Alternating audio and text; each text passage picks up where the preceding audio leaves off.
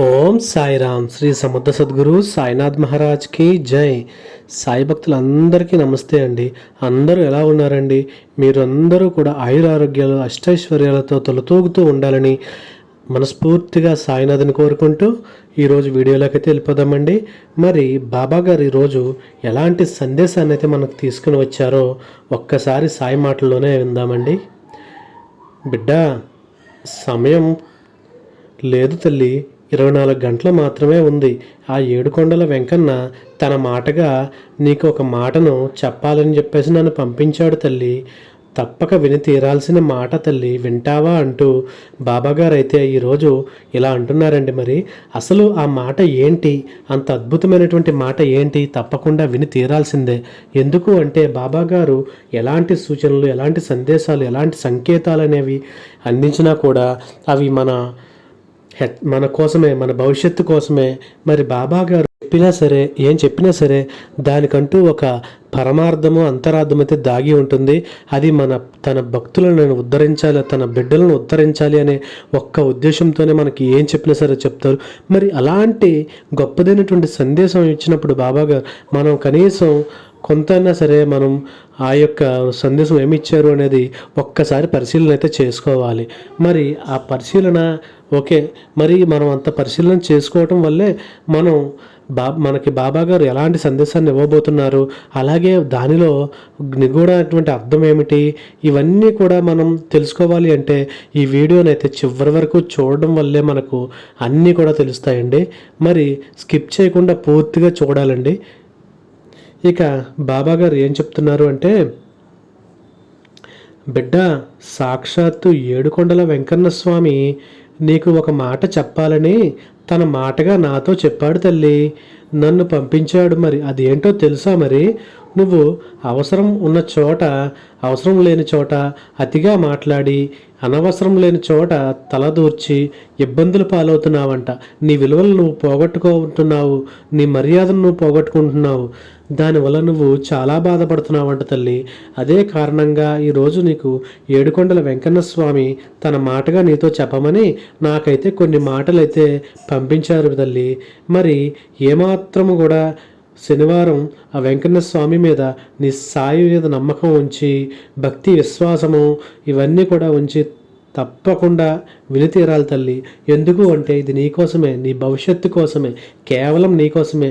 ఈ యొక్క వీడియో ఎవరైతే చూస్తున్నారో వారి కోసమే వెంకన్న స్వామి ఆ మాటలు అన్నవి. మరి ఇవన్నీ కూడా పంపించాడు అంటే, ఇవి నా ద్వారా చెప్పిస్తున్నాడు అంటే జాగ్రత్తగా విను అంటూ బాబాగారు అయితే ఇలా అంటున్నారండి. మరి బిడ్డ, నువ్వు ఈ 8 చోట్ల మౌనంగా ఉండడం వల్ల నీ గౌరవం పెరుగుతుంది తల్లి. అలాగే నిన్ను ఎవరూ కూడా చులకనగా చేయరు. అలాగే ఎలాంటి చోట నువ్వు మాట్లాడకూడదో ఇప్పుడు నువ్వు తప్పకుండా తెలుసుకుని తీరాలి. ఎందుకు అంటే ఇది నీ ఎదుగుదలకు ఎంతో ఉపయోగపడుతుంది. ఎంతో అమూల్యమైనటువంటి మాటలు ఇవి. ఒక గ్రామంలో ఒక వ్యక్తి ఎక్కువగా మాట్లాడే అలవాటు అయితే ఉండేది. మరి నలుగురు కలిసి ఒక చోట ఉన్నప్పుడు వారి వద్దకు వెళ్ళి ఏదో ఒకటి వాగుతూ ఉండేవాడు.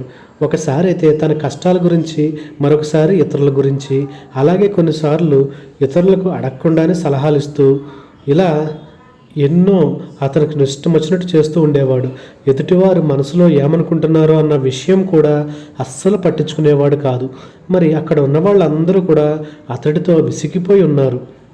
అతడు కనిపించిన వెంటనే ఒరే వాగేవాడు వచ్చాడురా అంటూనే వాడి పక్క నుంచే వెళ్ళిపోయేవారు. అతనికి అందరూ కూడా చాలా దూరంగా వెళ్ళిపోయేవారు. ఇక కూర్చుంటే ఏదో ఒకటి చెప్తాడు అని అతను విమర్శించేవారు. అప్పుడు ఆ వ్యక్తి నేను ఎక్కువగా మాట్లాడడం వల్ల నాకు గౌరవం అనేది ఇవ్వడం లేదు అని బాధపడేవాడు. ఒకరోజు ఎక్కువగా మాట్లాడే ఆ వ్యక్తి ఇంటి బయట కూర్చున్నప్పుడు ఒక జ్ఞాని అటుగా వెళ్ళడం చూసి అతని వద్దకు వెళ్ళి ఇలా అంటున్నాడు, స్వామి, నేను ఎక్కువగా మాట్లాడడం వల్ల అందరూ నా నుండి పారిపోతున్నారు. నాకు విలువైనది కూడా ఇవ్వడం లేదు స్వామి. దీనికి మీరే ఒక పరిష్కారాన్ని అయితే చెప్పాలి అని అడిగాడు. అప్పుడు ఆ జ్ఞాని ఇలా సమాధానం అయితే ఇచ్చారండి. అవసరం వచ్చినప్పుడు అప్పుడు మాత్రమే నువ్వు మాట్లాడాలి. అప్పుడే మన యొక్క ఆత్మగౌరవం అనేది, అలాగే వ్యక్తిత్వం కూడా అవతల వారికి అర్థమవుతాయి. అలాగే కొన్ని చోట్ల మాట్లాడకూడదు. అలా మాట్లాడితే అవమానం జరుగుతుంది. ఎవరైతే ఈ 8 చోట్ల మౌనంగా ఉంటారో వారి గౌరవం అమాంతం పెరుగుతుంది. అది ఎప్పుడు కూడా నువ్వు గుర్తుపెట్టుకోవాలి బిడ్డ. అలా కాకుండా ఇష్టం వచ్చినట్లు వాగితే చులకనైపోతావు. భార్య ముందు ఎక్కువగా మాట్లాడకూడదు. దీనివల్ల భర్త గౌరవం అనేది తగ్గిపోతుంది. నీకు తెలుసా, భార్య తన భర్త చెప్పే ప్రతి మాటను తల్లిదండ్రులు ఖచ్చితంగా చెబుతుంది అని. ఇలా భార్య ముందు వాగితే నా భర్త కుక్క వాగినట్లు వాగుతున్నాడని భార్య తన మనసులో అనుకుంటూ ఉంటుంది. అదే మాటని తన తల్లిదండ్రులతో కూడా చెప్తుంది. ఆ తల్లిదండ్రుల వద్ద చెప్పి భర్త పరువుని తీస్తుంది. కొన్నిసార్లు దీనివల్ల అత్తమామల ముందు అల్లుడు లోకువైపోతాడు. కాబట్టి మీరు ఎంత తక్కువ మాట్లాడితే అంత గౌరవం అనేది మీకు పెరుగుతుంది. బిడ్డ, నువ్వు మాట్లాడేటప్పుడు మరొకరు వేరొక విషయం మాట్లాడుతున్నారు అంటే నీ యొక్క మాటలు వారికి ఇష్టం లేదు అని నువ్వు అర్థం చేసుకోవాలి. ఎక్కడైతే నీ భావాలు అర్థం చేసుకోరో అక్కడ నువ్వు మౌనంగా ఉండడం చాలా మంచిది తల్లి. ఎందుకు అంటే కొన్నిసార్లు మన సమస్యలను మనం అడగకుండానే ఇతరులకు చెప్పడం ప్రారంభించేస్తాం. మరి అలాంటప్పుడు నువ్వు కూడా అలానే చేస్తున్నావు. మరి నీ మాటలు అవతల వ్యక్తికి భారంగా అనిపిస్తున్నాయి.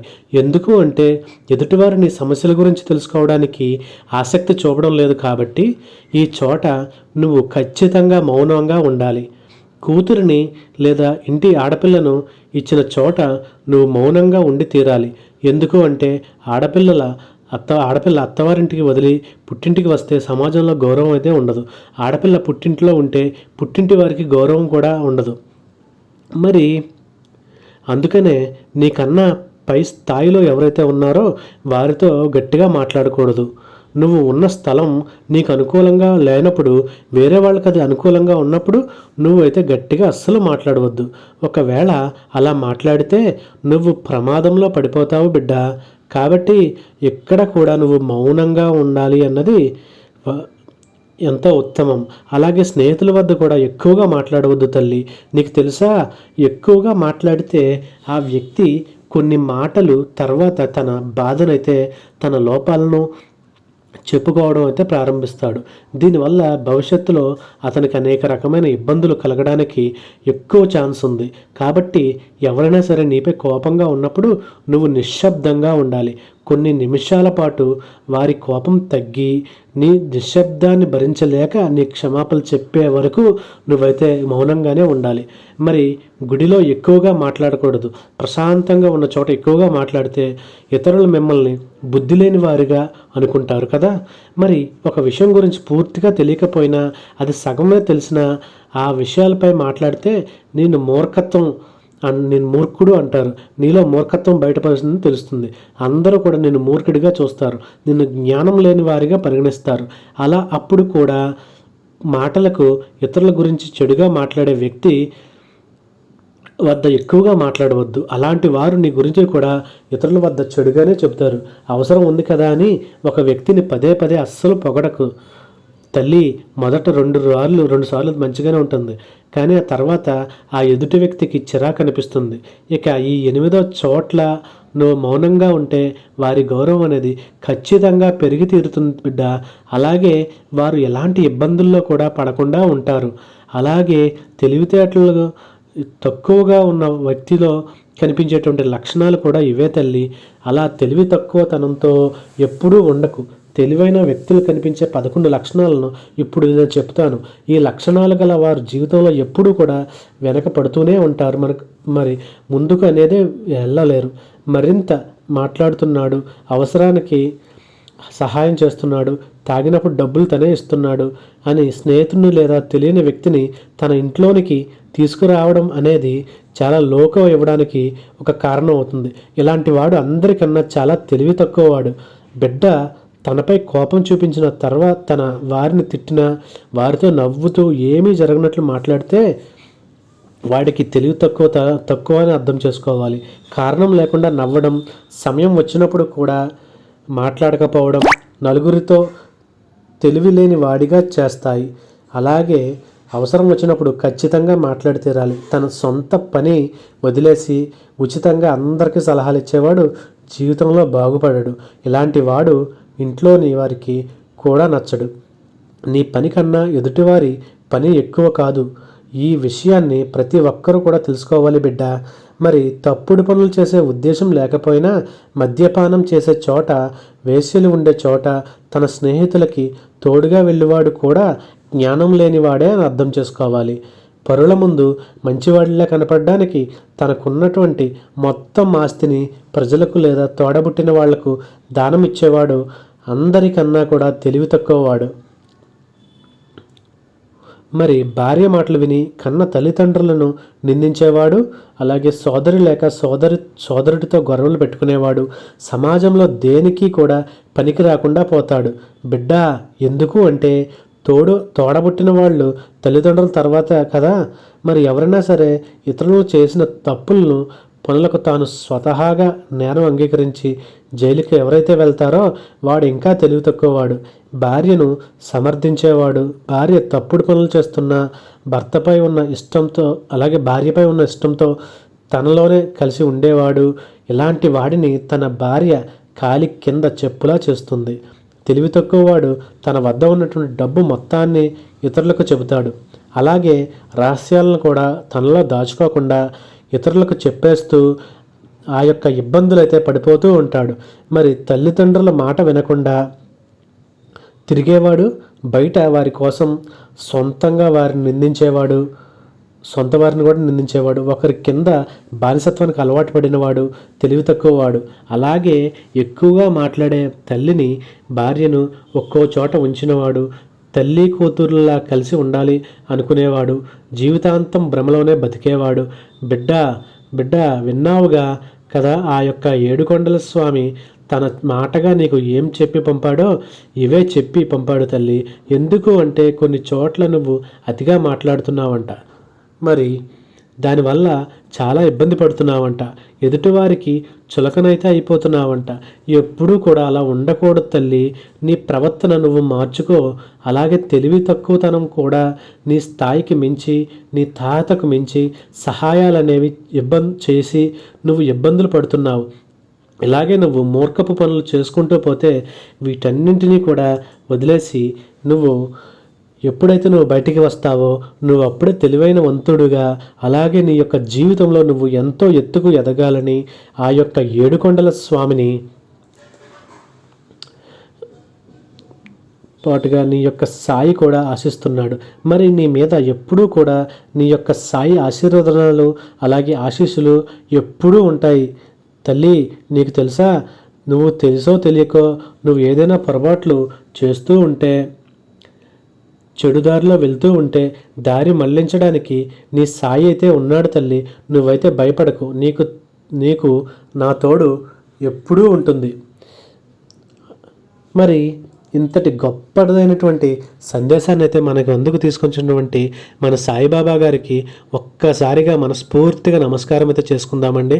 మరి ఇంతటి గొప్పదైనటువంటి సందేశాన్ని అయితే తీసుకుని వచ్చి మనలో ఉన్నటువంటి ఆ యొక్క పొరపాట్లను, అలాగే తెలివి తక్కువతనాన్ని ఎత్తి చూపించినారు. అలాగే దీనివల్ల ఏమైంది అంటే మనలో ఉన్నటువంటి మనకి మన పట్ల ఎదుటి వారికి ఉన్నటువంటి అగౌరవం, అజాగ్రత్త ఇవన్నీ కూడా ఏవైతే ఉన్నాయో వాటి వల్ల మనం ఎంత బాధపడుతున్నామో, అలాగే మన కుటుంబం కూడా ఎంత బాధపడుతుందో ఇవన్నీ కూడా సాయి ఎంతో పోసగుచ్చినట్లు చెప్పారు కదా. మరి మన ఆ యొక్క ఏడుకొండల స్వామి ఇంతటి గొప్పదైనటువంటి అద్భుతమైనటువంటి సందేశాన్ని మన సాయితో పంపించారు అంటే మనకి మంచి రోజులు వచ్చినట్లే కదా తల్లి. మరి ఇలాంటి మంచి రోజులన్నీ మనకి వచ్చినప్పుడే కదా ఇలాంటి సంకేతాలు అనేవి మనకి పంపుతూ ఉంటారు బాబాగారు. మరి ఇంతటి గొప్పదైనటువంటి సందేశాన్ని చెప్పి మనలో ఏదో ఒక తెలియని కొత్త చైతన్యాన్ని అయితే నింపారని చెప్పి నేను అనుకుంటున్నాను. మరి ఈ కథ మీ అందరికీ కూడా మంచిగా నచ్చిందని నేను కోరుకుంటున్నాను. అలాగే ఈ యొక్క సందేశం మన అందరికీ కూడా మన జీవితాల్లో అన్వయించుకుని మనకి ఏవైతే చెప్పారో అన్నిటిలోనే కూడా ఆ యొక్క మనల్ని తక్కువ చేసుకునే తనాన్ని తగ్గించుకుని మనకంటూ ఒక జీవితం ఉంచేలాగా, అలాగే మనకంటూ ఒక గౌరవం, సంఘంలో గౌరవం ఏర్పడేలాగా మనం ముందుకు పోవాలి. అలాగే మన జీవితాన్ని కూడా ముందుకు వెళ్ళిపోనిచ్చి ఇంకా మిగిలిన వారిని కూడా ఆ విధంగానే మనం పైకి లేపాలి అనేది సాయి తత్వం. మరి సాయి ఇంతటి అద్భుతమైనటువంటి సందేశాన్ని అయితే మనకి ఇచ్చారు కాబట్టి ఇది మనం అద్భుతం అనే చెప్పేసి అనుకోవాలి. మన జీవితాల్లో మార్పు కోసం సాయి ఎంత తపన పడుతున్నారనేది మనం అర్థం చేసుకోవాలండి ఈ యొక్క మా సందేశం ద్వారా. అలాగే ఐ హోప్ ఈ సందేశం మీ అందరికీ కూడా మంచిగా నచ్చిందని నేను అనుకుంటున్నాను. ఈ యొక్క సందేశం మీ అందరికీ నచ్చినట్లయితే ఇది మరికొంతమందికి దీన్ని షేర్ చేయడం వల్ల వారికి కూడా వారి యొక్క తప్పులు ఏమైనా తెలియకుండా ఏమైనా చేసే తప్పులు ఉంటే వారు తప్పులైతే ఈ తెలుసుకోగలుగుతా ఒక సందేశాన్ని అయితే మన బాబాగారు అయితే ఈ యొక్క వీడియో ద్వారా వాళ్ళు తెలుసుకుని వాళ్ళు కూడా వాళ్ళ యొక్క తప్పులను సరిదిద్దుకునే యోచనలో ఉంటారు అని చెప్పేసి నేను అనుకుని ఈ యొక్క వీడియోని షేర్ చేయమని చెప్పేసి అంటున్నాను.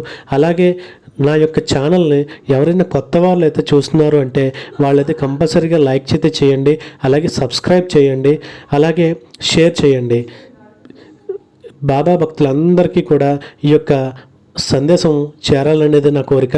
అలాగే మీరు శ్రద్ధ సబూరి అని కామెంట్ అయితే చేయండి.